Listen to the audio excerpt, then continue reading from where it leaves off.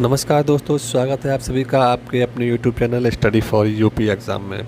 आज UP static GK की second class है। तो आज का टॉपिक आपका रहेगा उत्तर प्रदेश का इतिहास। प्राचीन इतिहास देखते हैं। अगर उससे पहले आपने वीडियो को सब्सक्राइब नहीं किया है तो चैनल को सब्सक्राइब कर दें और वीडियो को शेयर कर दें। तो सबसे पहले देखते हैं, उत्तर प्रदेश में पाषाण युग से लेकर हड़प्पा सभ्यता के स्थल जानते हैं। ठीक है, पुरा पाषाण कालीन स्थल क्या है, इसमें क्या होता है तो पत्थरों के उपकरण होते हैं। ठीक है, तो पत्थरों के उपकरण को क्वार्टरजाइट कहते हैं। बेलन घाटी, छतरपलिया, महुगढ़ और परधिया प्रयागराज में उत्खनन इसके हैं। उत्खनन करता है GR शर्मा, इलाहाबाद विश्वविद्यालय के प्रोफेसर रहे हैं। बेलन घाटी में लहिंदा नाला क्षेत्र से इसका अस्थि निर्मित मातृ देवी की मूर्ति मिली। सोनभद्र में सिंगरौली घाटी, चंदौली में चकिया घाटी, बांदा जिले में निही और गोपीपुर स्थल स्थित है। तो मध्य पाषाण स्थल देखते हैं तो प्रतापगढ़ जिला में सरायनाहर से 15 कंकाल मिले थे। महदा, दमदमा, यहाँ एक मानव कब्र में 3 मानव कंकाल पाए जाते हैं। तो चौपानी मांडो कहाँ है, तो चौपानी मांडो स्थल कहाँ है तो प्रयागराज में है। झोपड़ी और मिट्टी के बर्तन के साक्ष्य मिले हैं। ठीक है, तो मिर्ज़ापुर ज़िले से क्या मिला है तो मिर्ज़ापुर ज़िले से मिला है मुरहाना पहाड़, जहाँ रथों और घोड़ों के शैलचित्र मिले हैं। सुहागी घाट से विश्व का पहला स्थल जहाँ शैलचित्रों की खोज हुई थी, और इस खोज किसने की थी तो आर्किबाल्ड कर्नाइल ने की थी। बगैया घोर है, लखाहिया है, बेहदा पुटपुरिया हवा है। नवपाषाण स्थल है संत कबीर नगर में लोहरादेव, यहाँ पर धान की भूसी के अवशेष मिले हैं। भारत में सबसे पुराना नवपाषाण स्थल जो काटने और जलाने वाली कृषि के साक्ष्य मिले हैं। और प्रयागराज में ज़िले में कोल्ड हवा है। कोल्ड हवा में क्या मिले हैं तो कोल्ड हवा में मिट्टी के बर्तन के टुकड़े में धान के दाने मिले हैं। भूसी और पुआल के अवशेष मिले हैं। विश्व में धान चावल का सबसे पहला साक्ष्य मिला है। प्रयागराज में महगरा जिला मिला है। सिंधु घाटी स्थल IBC स्थल कहाँ है तो ताम्र पाषाण काल, तांबा प्लस पाषाण युग के ताम्रोपकरण भूरे हरे रंग से रंगे हुए मिट्टी के बर्तन मिले हैं। तो आलमगीरपुर मेरठ जिले में हिंडन नदी पर स्थित है। इसकी खोज 1959 में यज्ञदत्त शर्मा ने की थी। ठीक है, IBC का सबसे पूर्वी स्थल है आलमगीरपुर। इसे हुलास और बड़गांव के नाम से भी जाना जाता है। मंडी और कैराना सहारनपुर जिला में है आता था। सनौली बागपत जिला में आता है। मानपुर जो क्षेत्र है बुलंदशहर जिले में आता है। नेक्स्ट देखो, उत्तर प्रदेश के ऐतिहासिक युग इसे लौह युग भी कहा जाता है। लोहे के औजार और कलाकृतियाँ यहाँ मिलती हैं। सबसे महत्वपूर्ण साक्ष्य क्या है तो सबसे महत्वपूर्ण साक्ष्य है चंदौली जिले में मल्हार, अहिछत्र बरेली में है। हस्तिनापुर मेरठ जो कहते हैं, अतरंजी खेड़ा को एटा कहते हैं। मथुरा श्रावस्ती और कापिल फरकाबाद से लौह युग के साक्ष्य मिले हैं। चित्रित धूसर मानदंड PGW और चित्रित धूसर मानदंड और उत्तरी कार्ले पॉलिस बृद्धभांड पाए गए हैं। मतलब उत्तर प्रदेश के ऐतिहासिक युग। उत्तर प्रदेश में वैदिक सभ्यता 1500 ईसा पूर्व से 600 ईसा पूर्व तक मिली है। आर्यावर्त नामक क्षेत्र का हिस्सा है जिसका उल्लेख ऋग्वेद जैसे प्राचीन भारतीय ग्रंथों से मिलता है। ऋग्वेद में यजुर्वेद, सामवेद, अथर्ववेद जो हिंदू धार्मिक के दार्शनिक परंपराओं की नींव है, नींव की रचना इसी समय के दौरान की गई थी। तो ऋग्वैदिक काल 1500 ईस्वी से ईसा पूर्व से 1000 ईसा पूर्व तक चलती है, और उत्तर वैदिक काल 1000 से 600 ईसा पूर्व तक चलती है। तो इस काल की जानकारी का स्रोत ऋग्वेद से मिलता है। ठीक है, वैदिक संस्कृति का विस्तार उत्तरी भाग से लेकर पूर्वी बंगाली उत्तर प्रदेश आदि तक फैला है। इस काल में वैदिक सभ्यता केवल पंजाब और सिंध तक ही सीमित है। कुरु साम्राज्य का क्षेत्रफल मेरठ, दिल्ली और थानेश्वर तक फैला है। राजधानी हस्तिनापुर थी।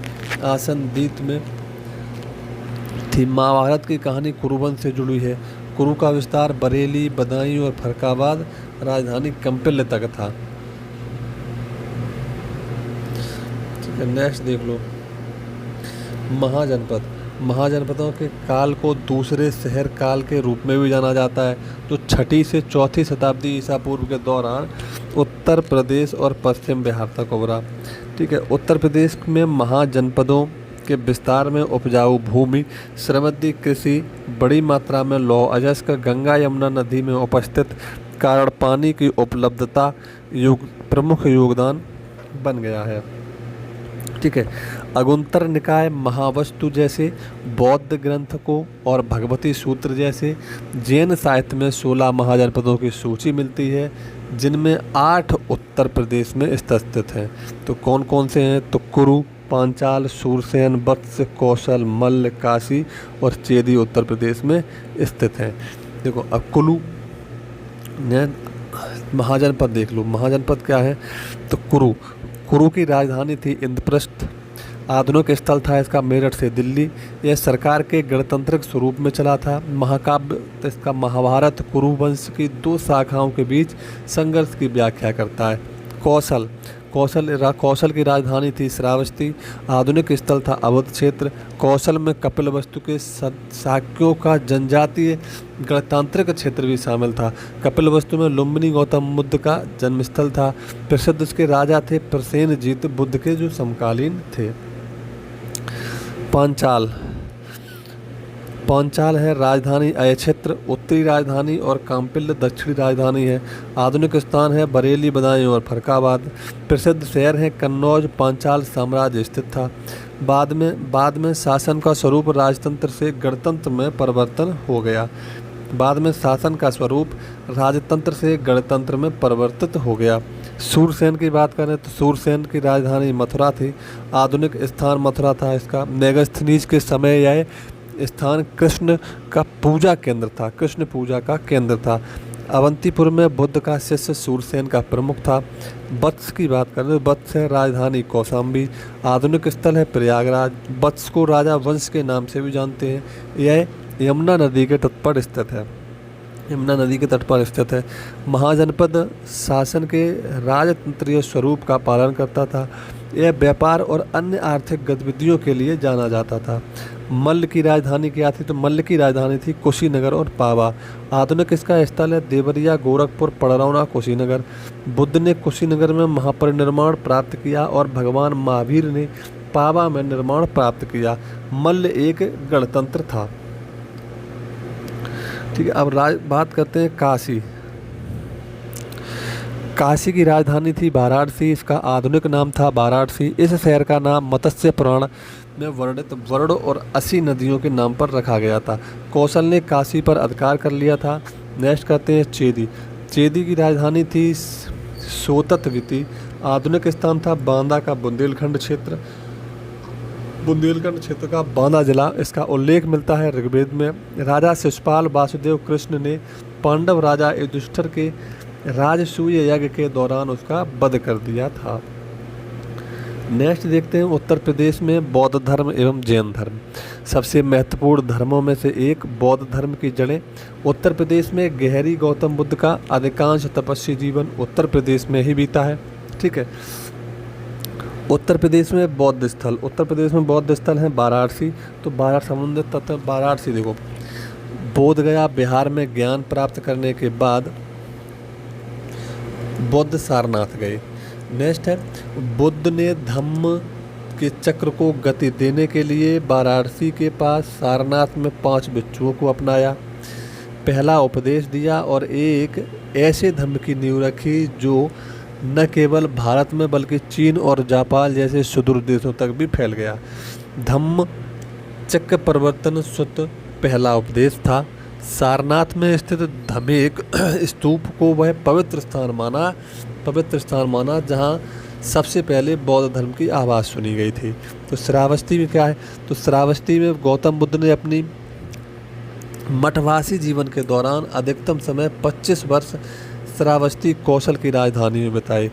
बुद्ध ने 19 वर्ष ऋतु जेतवन मठ में और 6 वर्षा ऋतु 19 वर्षा ऋतु जेतवन मठ में और 6 वर्षा ऋतु पुब्बाराम मठ दोनों श्रावस्ती में बिताई। ठीक है, नेक्स्ट देखते हैं, बुद्ध ने सबसे अधिक प्रवचन श्रावस्ती में ही दिए थे। श्रावस्ती की पहचान राप्ती नदी के तट पर स्थित सहेत महेत के अवशेषों में से ली गई है। यह प्राचीन कौशल साम्राज्य की राजधानी थी और बुद्धों के लिए पवित्र स्थल था, क्योंकि यहीं पर भगवान बुद्ध ने तर्क का विधर्मियों को भ्रमित करने के लिए अपने पास सबसे बड़े चमत्कार दिए थे। इन चमत्कारों में बुद्ध द्वारा अपनी छवि बनाना बुद्ध कला का एक पसंदीदा विषय रहा है। कुशीनगर देखने कहा जाता है कि बुद्ध ने कुशीनगर में महाप्रमाण प्राप्त किया था। रामाभर स्तूप कुशीनगर में स्थित है। इसे ही बुद्ध की राख के हिस्से पर बनाया गया है, जहां प्राचीन मल्ल लोगों ने उनका अंतिम संस्कार किया था।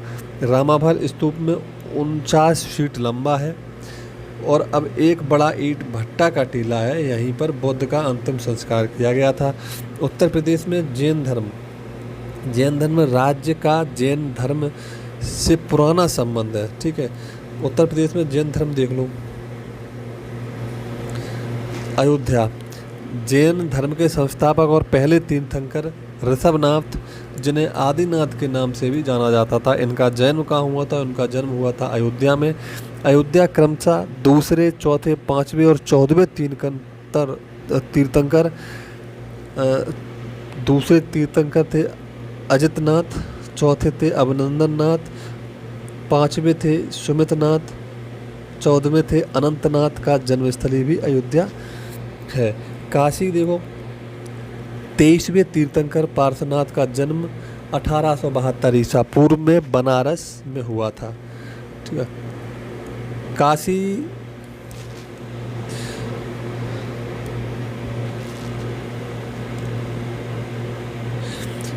काशी तीसरे और 7वें, 8वें, 11वें तीर्थंकरों का जन्मस्थल है। ठीक, तो इसमें तीसरे सुपारनाथ, 7वें चंद्रप्रभा और 8वें श्रेयासनंद। श्रावस्ती संभवनाथ तीसरे तीर्थंकर की जन्मस्थली है। मगध साम्राज्य क्या है?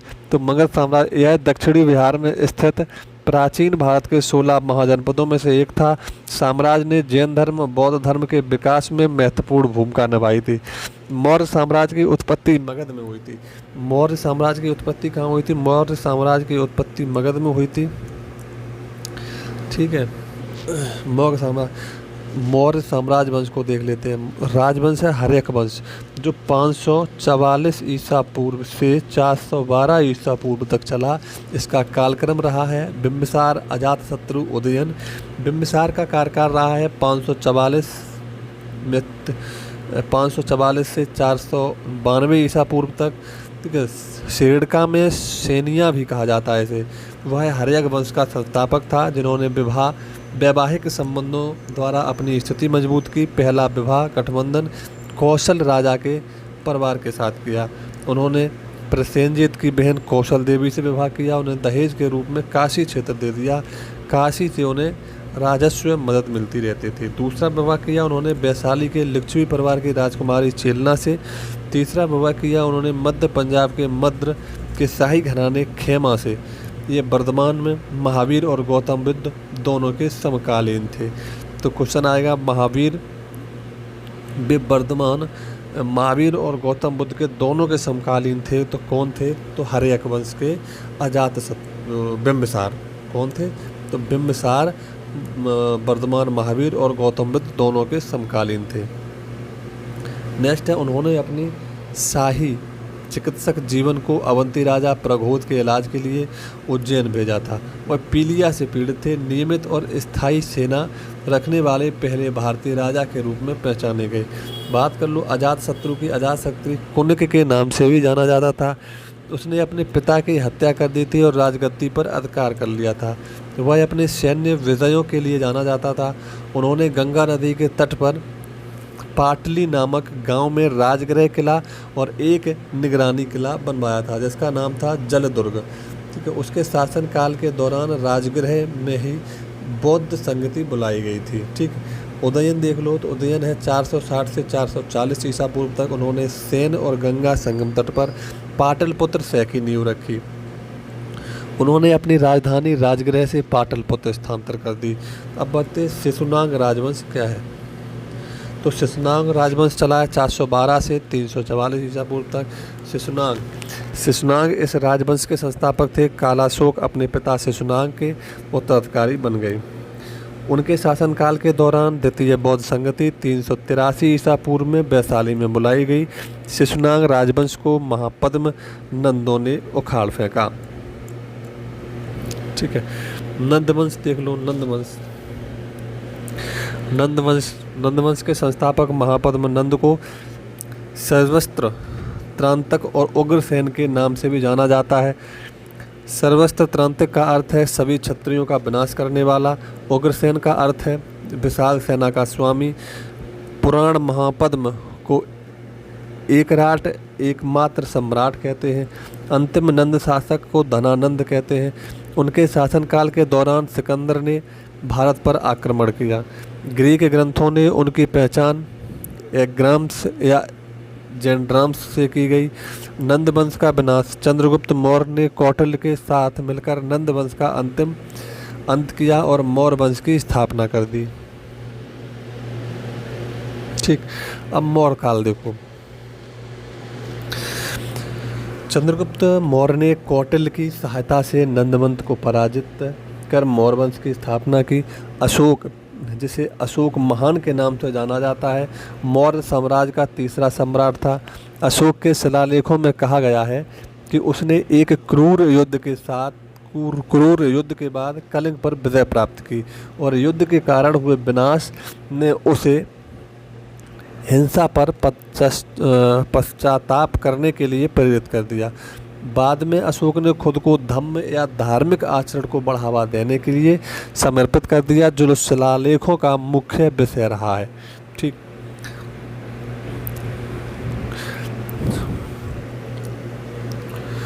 अशोक के शिलालेखों से पता चलता है कि कलिंग युद्ध के कुछ वर्षों बाद ही वह धीरे धीरे बौद्ध धर्म की ओर मुड़ गया और उसने कई स्तूप विहार और स्तंभों आदि का निर्माण कराया। सम्राट अशोक ने उत्तर प्रदेश में सबसे प्रसिद्ध स्तंभ अशोक की सिंह राजधानी सारनाथ में बनवाया। अशोक ने सारनाथ में कई सुंदर स्तूप और मठ बनवाए। कहा जाता है कि धर्मराज का स्तूप का निर्माण अशोक ने बौद्ध के प्रथम उपदेश स्मृति में करवाया था।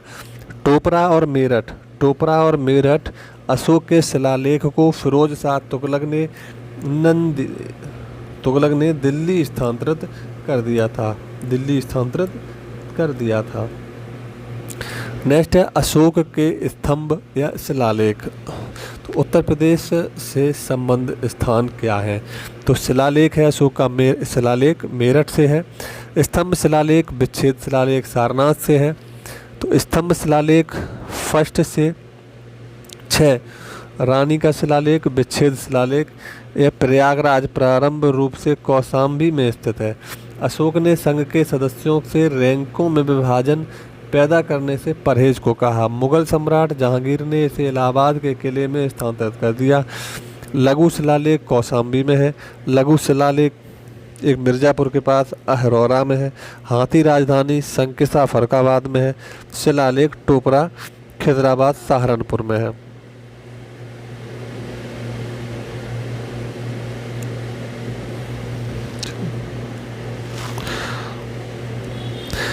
मौर्योत्तर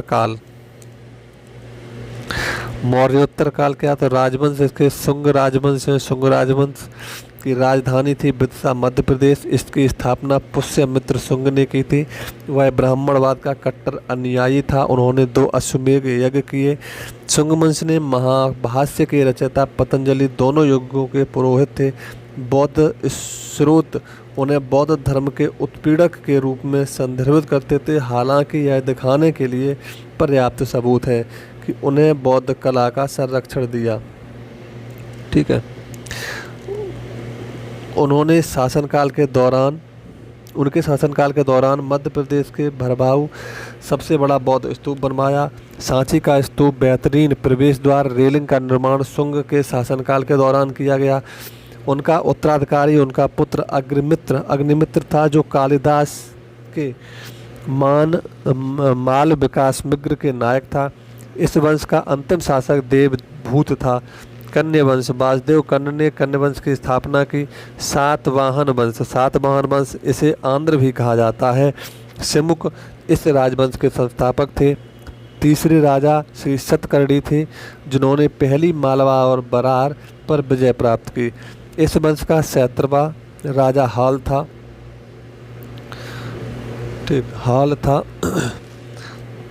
वह अपनी पुस्तक गाथा सप्तशती के लिए प्रसिद्ध हुए, जिन्हें सत्तासही भी कहा जाता है। गौतमी पुत्र सतकर्णी 1906 से 1930 ईस्वी इस वंश का सबसे महान शासक था। नासिक और नांदेड़ शिलालेख गौतमी पुत्र सतकर्णी शासनकाल पर प्रकाश डालते हैं। तो पुलबमी चतुर्थ सातवाहक वंश का अंतिम शासक था। 3री शताब्दी ईस्वी में सातवाहनों पर इच्छाबकुओं ने सफलता प्राप्त की। भूमि अनुदान उन्होंने ब्राह्मण और बौद्धों को राजकोषीय और प्रशासनिक छूट के साथ भूदान करने की प्रथा शुरू की, जिससे अनंतता उनका अधिकार कमज़ोर हो गया। सातवाहनों का सबसे बड़ा बंदरगाह पश्चिमी दक्कन पर कल्याणी था। पूर्वी तट पर गंडकसेला और गंजाम अन्य महत्वपूर्ण बंदरगाह थे। ठीक है, इसके साथ आगे देखते हैं। आगे है कलिंग का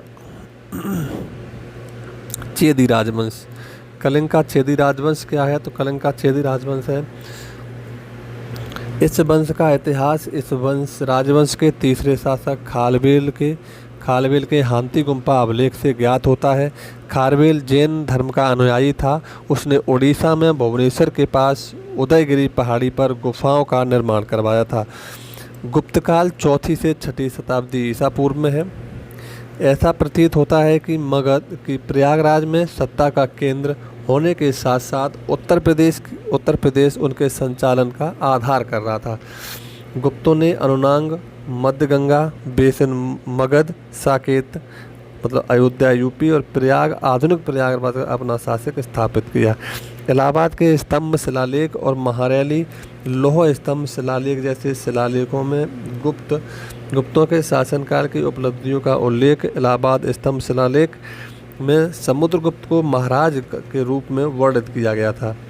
चंद्रगुप्त प्रथम गुप्त वंश का पहला महत्वपूर्ण राजा था। उसने मगध, साकेत और प्रयाग पर गुप्त वंश का अधिकार स्थापित कर लिया था। विभिन्न क्षेत्रों में अनेक उपलब्धियों के कारण गुप्त काल को प्राचीन भारत का स्वर्ण युग कहा जाता है। श्री गुप्त से शुरू होकर गुप्त साम्राज्य स्कंदगुप्त के शासनकाल तक 200 वर्ष में अपने शिखर पर पहुंच गया था। इसके बाद गुप्त वंश के कमजोर शासकों ने शासन किया और अंततः साम्राज्य का पतन हो गया। गंगा क्षेत्र में गुप्त वंश के बाद मौखरी वंश की और पुष्य भूति वंश उभर कर आए। पश्चिमी क्षेत्र में गुप्त वंश ने उत्तराधिकारी गुज्जर और प्रतिहार थे। दशावतार मंदिर, देवगढ़ और भीतरगांव मंदिर कानपुर देहात, इनका निर्माण भी गुप्त वंश के दौरान हुआ था। ठीक है, देखो शिलालेख हैं। शिलालेख उत्तर प्रदेश के गुप्त काल के शिलालेख हैं और संबंधित तथ्य हैं।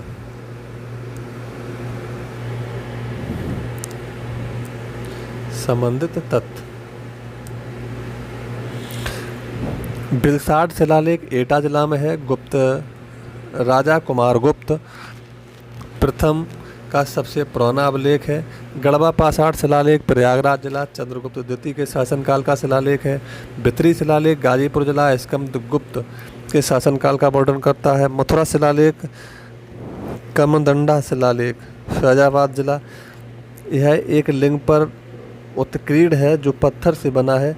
फैजाबाद जिले के बरदीन में पाया गया था।